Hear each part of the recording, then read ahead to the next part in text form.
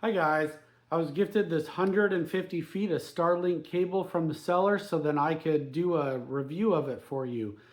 So if you guys need a longer cable to go from your Starlink dish up on the roof all the way down to your computer area, go ahead and get you this. So these have protected ends here. All right, these have protected ends on them. They're a little hard to get off, but you just pull really, really tight and then it'll come off.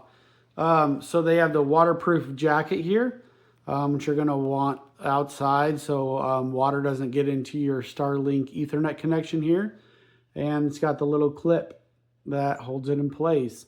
Of course, the other side is the same way. It has that protective cover on it and weatherproof jacket here. So let me go hook it up to my Starlink router here, and I'll show you what it looks like when it's all plugged in.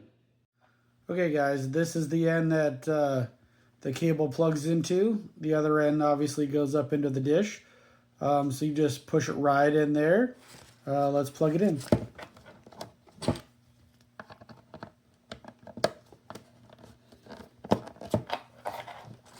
And that's what it looks like plugged in, all snug. So that's all there is to it.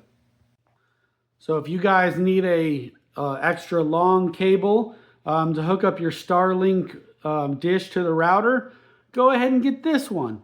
It's going to work out great for you.